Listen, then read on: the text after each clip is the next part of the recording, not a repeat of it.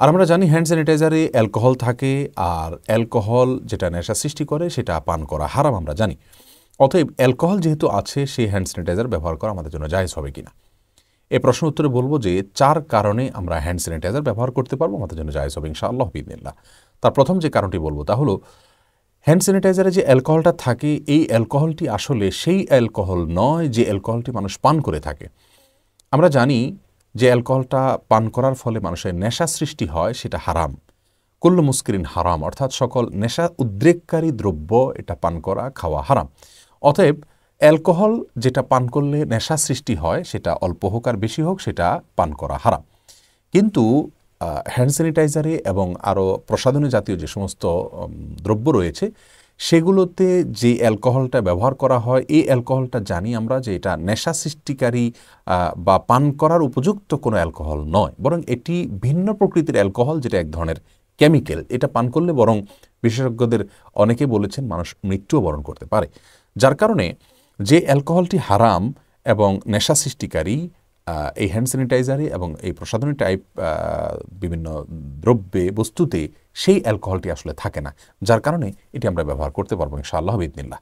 আর দ্বিতীয় যে কারণে আমরা ব্যবহার করতে পারবো তা হলো, আমরা জানি এই হ্যান্ড স্যানিটাইজারকে আমরা ব্যবহার করি, এটা এক প্রকারের ঔষধ বা প্রতিষেধক হিসাবে আমরা ব্যবহার করে থাকি। আর ইসলামী ফিকহের একটা মূলনীতি হলো, যদি কোনো রোগের বা কোনো অসুবিধার থেকে মুক্তির জন্য আপনি এমন কোনো চিকিৎসা গ্রহণ করেন, এমন কোনো ঔষধ গ্রহণ করেন যে ঔষধটা আসলে হারাম কিছু দিয়ে তৈরি হয়েছে, আপনার কাছে যদি ওই রোগ থেকে এর চাইতে বেটার কোনো বিকল্প না থাকে বাঁচার জন্য, তাহলে সেক্ষেত্রে সেই হারাম বস্তু দ্বারায় তৈরি হওয়া ওষুধ আপনি ব্যবহার করতে পারবেন। যার কারণে আমরা যদি ধরেও নেই কথার কথা যে এখানে সেই নেশা উদ্রেককারী অ্যালকোহল আছে, তারপরে আমরা বলবো, যেহেতু আমাদের বাসা বাড়ির বাইরে অফিস আদালতে অথবা রাস্তাঘাটে বা বাসে আমরা যখন চলাচল করি, তখন আমাদের হাতকে জীবাণুমুক্ত করবার জন্য তাৎক্ষণিক পানির ব্যবস্থা অনেক সময় থাকে না। অতএব অন্য এর চাইতে বেটার বিকল্প না থাকার কারণে এটা আমাদের জন্য ব্যবহার করা জায়েজ হবে ইনশাআল্লাহ। তৃতীয়ত যে কারণে জায়েজ হবে তা হলো, আমরা জানি যে হ্যান্ড স্যানিটাইজারে যে অ্যালকোহল থাকে, অ্যালকোহলটা আমরা হাতে হ্যান্ড স্যানিটাইজারটা মাখার পরে এটা বাষ্প হয়ে উড়ে যায়, থাকে না। যেহেতু এটা উড়ে চলে যায়, অতএব এটি হারাম হবে না ইনশাআল্লাহ বিইذনিল্লাহ।